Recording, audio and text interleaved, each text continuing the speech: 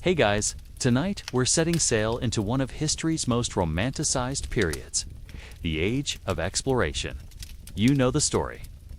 Brave captains with tricorn hats, sturdy ships cutting through azure waves, heroic discoveries of new worlds. It's all very inspiring until you realize that most sailors didn't survive these voyages, and the ones who did, they came home broken, diseased, and traumatized by months of floating hell. So before you get comfortable, take a moment to like the video and subscribe, but only if you genuinely enjoy what I do here. And let me know in the comments where you're tuning in from and what time it is for you. It's always fascinating to see who's joining us from around the world now. Dim the lights. Maybe turn on a fan for that soft background hum, and let's ease into tonight's journey together. A journey across oceans where death was the most reliable crew member. Welcome aboard your new home for the next 6 to 18 months, if you're lucky. Take a good look around, because this cramped wooden coffin is where you'll eat, sleep, work, get sick, and quite possibly die. This is a 16th century sailing ship. It's about as welcoming as a floating prison designed by someone who hated humanity. Let's start with size. These ships were tiny. Even the largest galleons rarely exceeded 200 feet in length. Columbus's flagship, the Santa Maria, was only about 85 feet long. That's smaller than most modern yachts. Now imagine cramming 40 to 150 men into that space for months at a time, along with all their supplies, weapons, and cargo. Your quarters, if you can call them that, are located in the lowest deck. It's dark, cramped, and perpetually damp. There are no private rooms unless you're the captain or maybe a nobleman. You sleep in a hammock if you're lucky, or on the bare wooden deck if you're not. Your bed is a canvas sling suspended between two beams, swaying constantly with the motion of the ship. The ceiling is so low you can't stand upright. Most sailors develop a permanent hunch from years of ducking under beams. The air down here is thick with the smell of unwashed bodies, vomit, urine, and decay. There's no ventilation system, just a few hatches that let in water during storms and stay closed in bad weather. Privacy doesn't exist. You're surrounded by snoring, farting, coughing men at all hours. Someone's always sick, someone's always arguing, and someone's always dying. The sound of rats scurrying through the walls is your constant lullaby, accompanied by the creaking of wood under stress and the slap of waves against the hull. And this is just your bedroom. We haven't even talked about the kitchen, the bathroom, or the workplace, because on a ship, they're all the same cramped, miserable space. Welcome to your floating home. Try not to think about how far you are from land. Speaking of the kitchen, let's discuss your dining experience. Forget everything you know about food, because for the next several months, you'll be eating things that would make a starving rat think twice. The ship's galley is a wooden box with a fire pit in the center. Surrounded by barrels, sacks, and desperation. Your primary food source is hardtack, also known as ship's biscuit. It's a dense, rock-hard cracker made from flour and water, baked until it achieves the consistency of concrete. Fresh hardtack is merely unpleasant. Week-old hardtack requires a hammer to break apart. Month-old hardtack is infested with weevils, which you'll learn to consider a protein bonus. The process of eating hardtack becomes a survival skill. You soak it in water, wine, or whatever liquid you can find, hoping to soften it enough that you don't break your teeth. The weevils float to the surface and you skim them off. Most of the time, sometimes you just eat them because protein is protein, and you're slowly starving anyway. Then there's salt pork and salt beef, preserved in barrels of brine. After months at sea, this meat develops the texture of leather and the taste of ocean water mixed with sadness. You'll find yourself gnawing on chunks of what might have once been cow, but now resembles something dredged up from the bottom of the sea. Dried peas and beans round out your diet. assuming they haven't spoiled or been contaminated by seawater. These are boiled into a gray, lumpy stew called burgoo. It's about as appetizing as it sounds. On special occasions, you might get some cheese, but it's usually so hard you could use it as ammunition. Fresh food disappears within the first few weeks. Any fruits or vegetables rot quickly in the humid, salty air. This is why scurvy becomes your constant companion. But we'll get to that particular nightmare later. Water is even worse than food. It's stored in wooden casks that quickly become breeding grounds for algae, bacteria, and things you don't want to think about. After a few weeks, your drinking water turns green. After a month, it's slimy. After 2 months, it's basically liquid death. But you drink it anyway because the alternative is dying of thirst. Beer and wine last longer than water. So many ships carry more alcohol than fresh water. This means sailors are often mildly drunk, which helps them forget how terrible everything tastes. It's not luxury, it's survival. Mealtimes aren't social occasions. They're survival exercises where you choke down whatever won't kill you immediately and hope your stomach keeps it down long enough to provide some nutrition. Bon appétit. Now that we've covered your dining experience, let's talk about your health. Because on a ship in the age of exploration, disease isn't just a risk, it's a guarantee. And the medical care you'll receive would make medieval barbers look like cutting-edge surgeons. Let's start with scurvy, the sailor's curse. Within a few weeks of leaving port, your vitamin C stores are depleted.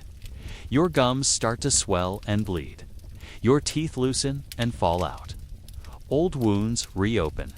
You develop massive bruises from the slightest bump. Your joints ache constantly, and you feel weak and exhausted. As scurvy progresses, you become a walking horror show. Your breath smells like rotting meat. Your legs swell until you can't walk. Blood vessels burst under your skin, creating purple and black patches across your sartorius. Any lippy kiss across your body.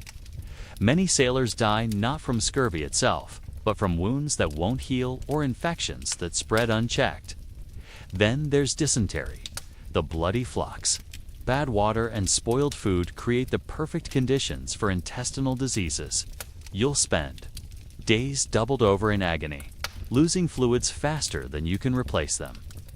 The ship's head, essentially a hole cut in a board suspended over the ocean, becomes your second home. Typhus spreads through the crew like wildfire, carried by the lice that infest everyone's clothing and bedding. High fever, severe headaches, and a distinctive rash mark the onset. In the confined quarters of a ship, typhus can kill half the crew in a matter of weeks. Smallpox, plague, yellow fever. Whatever diseases were prevalent in your home port, you've brought them along for the voyage. And in the cramped, unsanitary conditions of a ship, they spread and mutate with remarkable efficiency. Now, let's talk about medical treatment. The ship's surgeon, if you're lucky enough to have one, is typically a failed doctor, a former barber, or someone who once watched an amputation and thought it looked easy. His medical kit consists of a bone saw, some rusty knives, a few herbs, and an unwavering belief in bloodletting as a cure for everything. Broken bones are set without painkillers.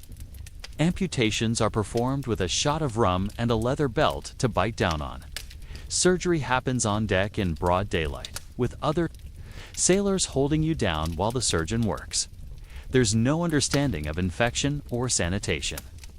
The same tools used to cut away gangrenous limbs are used to treat other patients without being cleaned. Most medical treatment involves bleeding the patient, giving them mercury for various ailments, or simply waiting to see if they die. Prayer is considered just as effective as medicine, and often it is. The sickbay is usually just a section of the lower deck where the dying are left to recover or die quietly. If you're lucky, someone might bring you water. If you're unlucky, you'll be thrown overboard while still breathing because the crew can't afford to keep feeding someone who can't work. In this floating hospital of horrors, Staying healthy isn't about medical care. It's about luck, genetics, and the grim determination to keep. Breathing one more day. Getting lost at sea wasn't a romantic adventure in the age of exploration. It was a death sentence delivered slowly and with mathematical precision. Navigation in the 15th and 16th centuries was part science, part art, and part desperate guesswork. Most of the time, sailors had only a vague idea of where they were going, or how to get home. Let's start with the tools. You have a compass, which points roughly north unless it's been affected by iron on the ship or magnetic anomalies. You have an hourglass to measure time, assuming someone remembers to flip it regularly and it hasn't been broken by rough seas. You have a lead line for measuring depth near shores, which helps about as much as a ruler helps you fly. For celestial navigation, you might have an astrolabe or a quadrant. These instruments measure the angle of the sun or stars above the horizon, theoretically allowing you to calculate your latitude. In practice, using them on a rolling, pitching ship while trying not to fall overboard is nearly impossible. 1. Degree of error could put you hundreds of miles off course. Longitude is even worse. Without accurate timekeeping, determining your east-west position is largely guesswork. You estimate based on speed and direction, but ocean currents, winds, and the ship's actual course rarely match your calculations. You might think you're approaching. Maps are unreliable at best. Many are based on rumors, legends, or the confused recollections of previous voyagers who may or may not have been where they claim to be. Entire continents are missing or misplaced. Islands appear where theirs. Only open water and dangerous reefs are unmarked. Dead reckoning is your primary method of navigation. You estimate your position based on your last known location, the direction you've been traveling, and your speed. This works fine for short distances in familiar waters. For transoceanic voyages, it's an elaborate form of wishful thinking. Weather makes everything worse. Storms blow you off course for days or weeks. Clouds prevent celestial observations. Fog makes it impossible to see landmarks or other ships.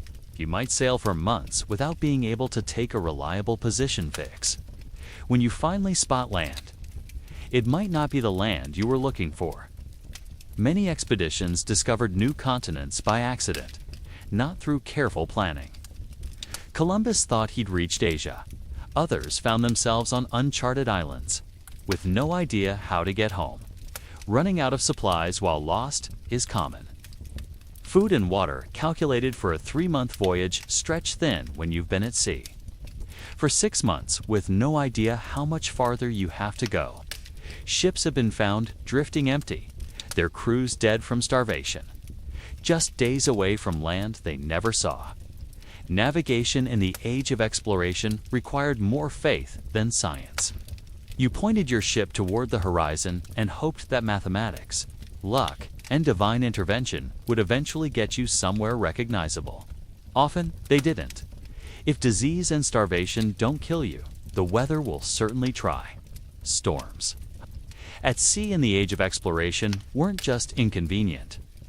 They were existential threats that could send entire crews to the bottom of the ocean in a matter of hours. Picture this. You're on deck during your watch when the sky begins to darken. The wind picks up and the waves start growing. Within minutes, what was a manageable swell becomes a mountainous wall of water crashing over the sides of the ship. The wind howls like a living thing, and rain pelts you horizontally with the force of thrown stones. Your ship, which seemed solid in calm seas, now feels like a toy being shaken by an angry giant. The hull creaks and groans under the stress. And you start to wonder if those wooden planks can really hold together against this kind of punishment. Spoiler alert, sometimes they can't. Lightning strikes the masts, which are the tallest points for miles around. Sailors are frequently electrocuted or thrown from the rigging. If the mainmast is hit, it might snap, sending tons of wood, rope, and canvas crashing down onto the deck. crushing anyone unlucky enough to be below. Working on deck during a storm is a death trap. The ship pitches and rolls at impossible angles. One moment you're standing on the deck, the next you're clinging to whatever you can grab as the ship tilts nearly vertical. Sailors are regularly swept overboard by massive waves, disappearing into the churning water without a trace. Below deck isn't much safer. Everything not tied down becomes a projectile. Barrels roll back and forth, crushing anyone in their path. Water pours through every opening, flooding the lower decks. You're thrown against bulkheads, suffering broken bones and concussions as the ship tosses like a cork in a bathtub. The pumps become your lifeline. Water constantly seeps through the hull, and during storms, it pours in through damaged areas. If you can't pump it out faster than it comes in, you sink. Pump duty during a storm means working waist deep in freezing water. While the ship tries to throw you into the machinery, food and water supplies are regularly lost during storms. Barrels break open, contaminating supplies with seawater. Livestock kept on deck for fresh meat are swept overboard. What little fresh food you had spoils quickly when soaked with salt water. Hurricanes and typhoons are in a category all their own. These massive storm systems can last for days, with winds strong, enough to strip the sails from the masts and waves tall enough to overtop the highest points of the ship. Ships caught in the path of these storms often simply disappear, never to be seen again. Even after a storm passes, the damage assessment begins. Masts might be cracked or broken. Sails are shredded. The hull might be taking on water faster than usual. Essential equipment is lost overboard. Crew members are injured or missing. Many expeditions ended not in the glory of discovery, but in the anonymous depths of the ocean during a storm that no one survived to describe. The sea doesn't care about your mission, your crew, or your dreams of gold and glory. It only cares about demonstrating that humans are small, fragile, and ultimately powerless against the raw force of nature. And this is just the weather. We haven't even talked about what happens when the men around you start to crack under the pressure. Months at sea with the same group of unwashed, stressed, and desperate men creates a pressure cooker of human conflict. The rigid hierarchy of ship life, combined with terrible conditions and constant fear, makes mutiny not just possible, but almost inevitable on long voyages. At the top of this floating dictatorship is the captain. His word is absolute law. He controls the food, the water, the course, and quite literally the lives of everyone aboard. Some captains are fair and competent. Others are tyrants, madmen, or incompetents who got their position through family connections, rather than skill. Either way, you're stuck with them. Below the captain is a strict chain of command. First mate, second mate, bosun, and various other officers. Each level has its privileges and its powers. Officers get better food, private quarters, and the authority to beat subordinates for infractions, real or imagined. Common sailors exist at the bottom of this hierarchy. You're expected to obey orders instantly and without question, regardless of how dangerous or unreasonable they might be. Questioning an officer can result in flogging, imprisonment in the ship's hold, or being left on the next deserted island you encounter. Discipline is maintained through fear and violence. Flogging is common for minor infractions, like talking back to an officer or failing to work fast enough. The cat o' nine tails, a whip with multiple knotted cords, can strip flesh from bone. More serious offenses might result in keel hauling, where you're dragged under the ship from one side to the other, often drowning or being shredded by barnacles. Food becomes a weapon of control. Officers eat first and eat well, while common sailors subsist on scraps. Water rations are strictly controlled, and officers have been known to reduce rations as punishment for perceived slights. When you're already on the edge of starvation, losing part of your food allowance can be a death sentence. The crew is often deliberately diverse to prevent unified resistance. Spanish ships might carry Portuguese sailors, Italian navigators, and indigenous guides. Language barriers and cultural differences make it harder for crews to organize against their officers. But when conditions become unbearable, even these divisions break down. Mutinies usually start with whispered conversations during night watches. Small groups of trusted sailors begin discussing their grievances.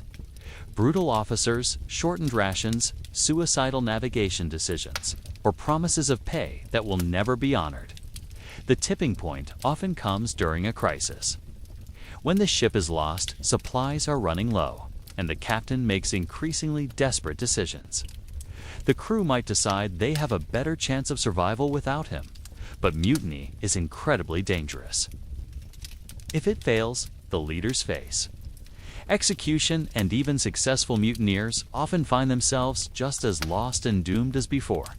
Successful mutinies sometimes end with officers being set adrift in small boats or abandoned on islands. Francisco Pizarro's men mutinied and left him stranded before he eventually returned to conquer the Inca Empire. Henry Hudson was set adrift by his crew and never seen again. More often, mutinies end in bloodshed. Officers fight back with weapons and loyal crew members. The ship becomes a battlefield where former shipmates kill each other over control of a vessel that might be doomed anyway. Even when you avoid outright mutiny, the psychological pressure creates constant tension. Men crack under the stress. Some become violent, others withdraw completely.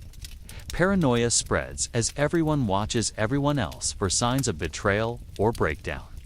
Living in close quarters, with people slowly losing their sanity while trying to maintain military discipline, creates a unique form of hell.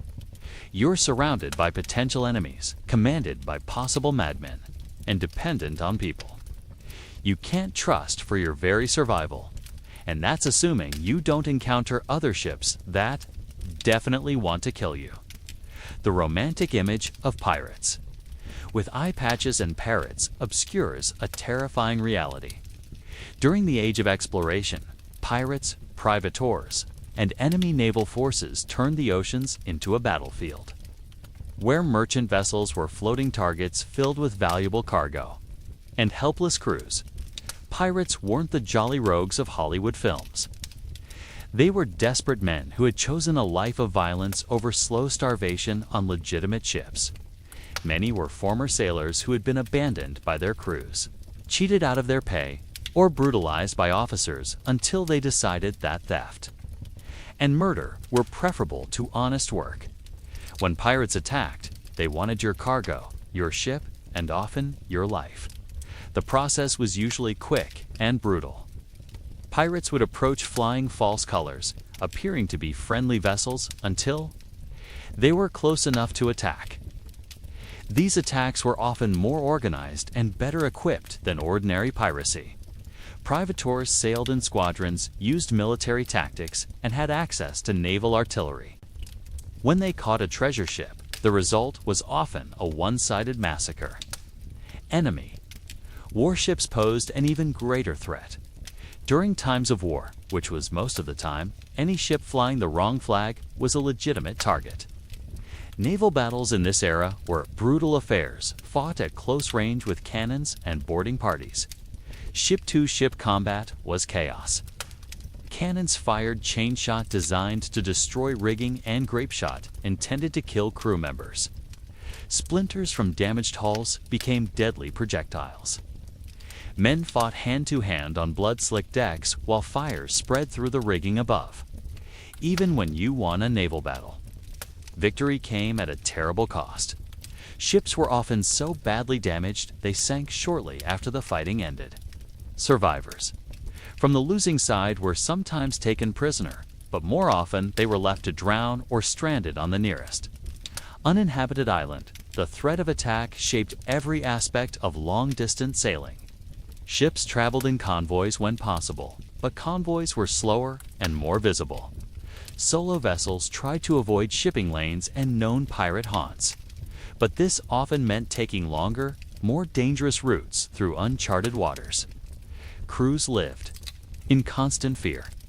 Every sail on the horizon might be a threat. Every unfamiliar coast might hide enemy ships. Sleep was difficult when you never knew if you'd wake up to the sound of cannon fire and the shouts of boarding parties.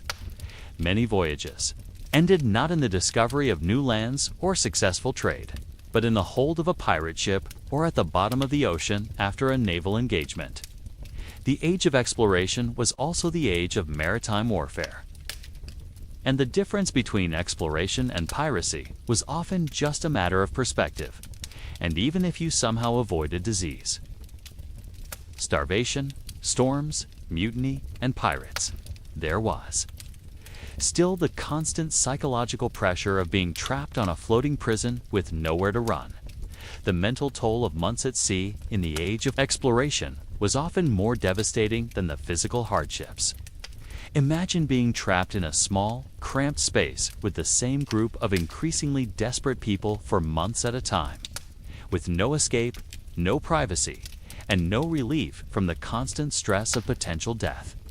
Isolation from the known world was complete. Once you lost sight of land, you entered a realm where normal human society didn't exist.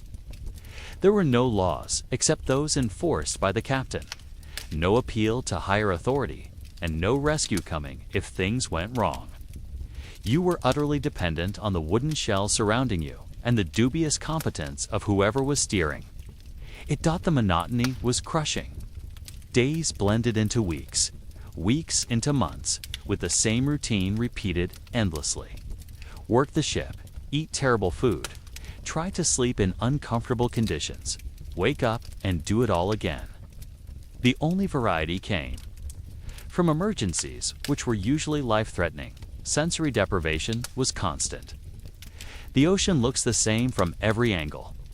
There are no landmarks, no changing scenery, no visual stimulation beyond water and sky. The sounds are always the same.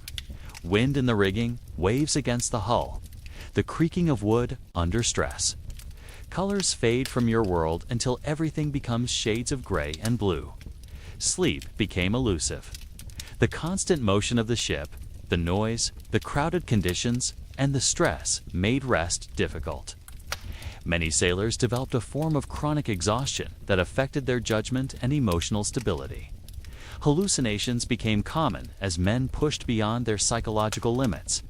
Some sailors developed what we would now recognize as severe depression.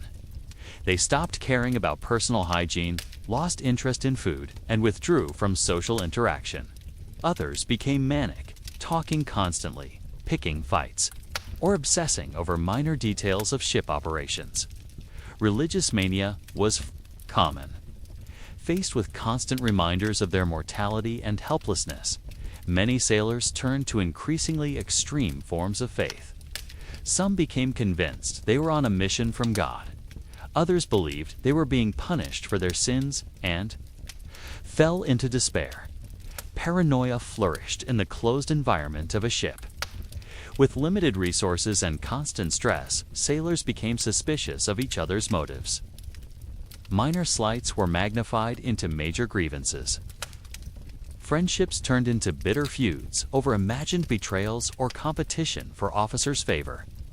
The concept of time became distorted. Without normal day-night cycles or seasonal changes, many sailors lost track of dates, weeks, even months. Some expeditions arrived at their destinations with crew members who had no idea how long they had been at sea or what month it was. Memory problems were common. The stress and malnutrition affected cognitive function.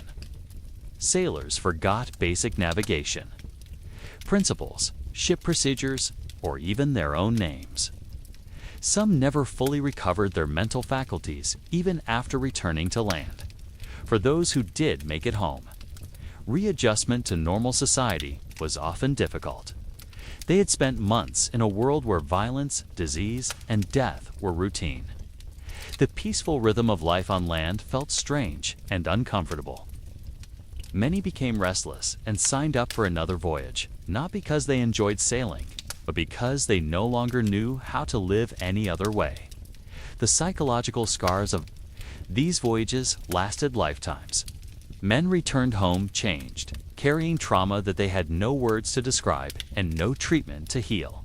They had seen the edge of the world and survived, but the cost was often their sanity, their humanity, and their ability to find peace anywhere, except back on the merciless ocean. Despite all these hardships, a majority of sailors on exploration voyages never made it home. Death at sea was so common that it was considered an occupational hazard rather than a tragedy. Ships regularly lost half their crew before completing their missions, and entire expeditions disappeared without a trace. Disease was the greatest killer. Scurvy alone could devastate a crew, but it rarely worked alone. Typhus, dysentery, smallpox, and yellow fever often spread simultaneously through the cramped quarters of a ship. When multiple diseases struck at once, crews might lose 70 to 80% of their men. Starvation was almost as deadly as disease. Food supplies calculated for 3-month voyages had to stretch for 6 months or more. When ships were blown off course or delayed by storms, men slowly wasted away, becoming too weak to work the ship, which made the situation even more desperate for the survivors. Accidents claimed many lives. Sailors fell from rigging, were crushed by shifting cargo, or swept overboard by waves. In heavy weather, simply moving around the deck was a life-or-death proposition. A single slip could send you into the ocean with no hope of rescue. Violence was a constant threat.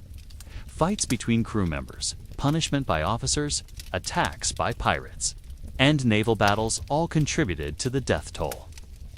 Men killed each other over food, water, suspected theft, or simple personality conflicts exacerbated by months of stress. When death came, there were no elaborate funeral services. Bodies were typically sewn into canvas shrouds with a weight attached, and thrown overboard after a brief prayer. In times of disease outbreak, multiple bodies might be disposed of each day. Some ships lost so many men that there wasn't enough crew left to properly work the vessel. Record keeping was often incomplete or lost, so exact death tolls are unknown. But surviving accounts suggest that mortality rates of 50% or higher were common on long voyages. Some expeditions reported losing 80 or 90% of their original crew. Magellan's circumnavigation of the globe started with about 270 men spread across 5 ships. Only 18 survivors returned to Spain after 3 years at sea. Magellan himself was killed in the Philippines along with most of his officers and crew. Vasco da Gama's first voyage to India lost about half its men to scurvy and other diseases. Many other Portuguese expeditions around Africa reported similar losses. The Dutch East India Company routinely planned for 25% mortality on their voyages to Asia. Even successful voyages often came at a terrible human cost. Columbus's first voyage was considered a triumph, but he lost one of his 3 ships and many crew members. His later voyages were even more deadly, with entire settlements dying from disease and starvation. The ocean became a vast cemetery. Countless sailors, bodies rest on the sea floor, their stories untold and their names forgotten. For every famous explorer who achieved glory and wealth, hundreds of anonymous sailors paid with their lives for the privilege of expanding human knowledge of the world. Death at sea wasn't heroic or meaningful.